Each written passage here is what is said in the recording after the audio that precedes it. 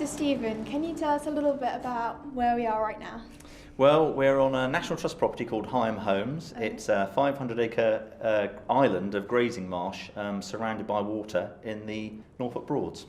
So when was Heigham Holmes first bought by the National Trust? Well, it was bought by the Trust in 1987, primarily for its wildlife importance, and is managed now as a working farm and a nature reserve.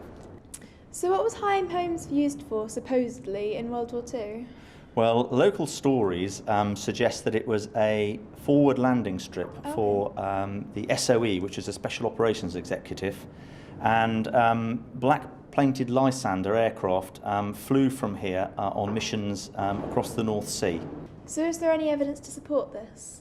Well, there was a book published a few years ago by a chap called Hubie Fairhead who documented some anecdotal reminiscences of people locally. I've also met a couple of people myself who, as boys, remember seeing aircraft flying into land or flying away from here. So there is a strong suggestion that something interesting was going on here. So if there is this evidence, then how come we don't hear more about this?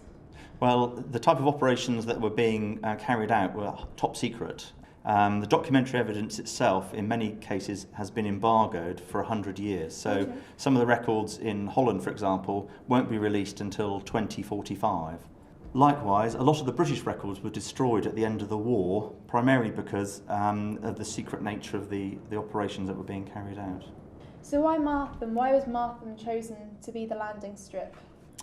Well, apparently, the original landing strip used by 161 Squadron was in Suffolk and was moved here because the site was deemed to be more remote, and there was at one stage a farmhouse here as well, so there had been somewhere presumably for RAF staff to be billeted. Its proximity to the coast means that aircraft that had been travelling a long distance into occupied Europe on their return would need to be refuelled, and so here would be a perfect location for an aircraft to land, refuel, and then carry on to Tempsford near Newmarket.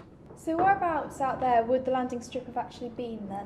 Well, the 1943 aerial photograph shows a very unusual sort of pattern on the field on the east of the barn, but the schedule monument register actually shows the landing strip to the west of the barn. So in fact, actually, we're not too sure where the actual landing strip was.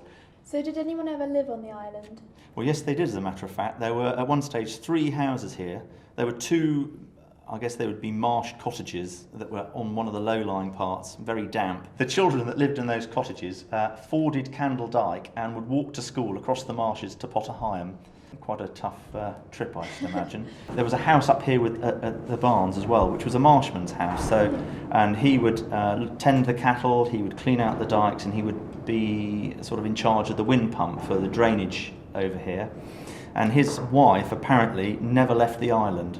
So if she needed shopping, she would go down to the ferry and would buy her goods, what have you, from one of the trading wherries that passed the ferry maybe once a week.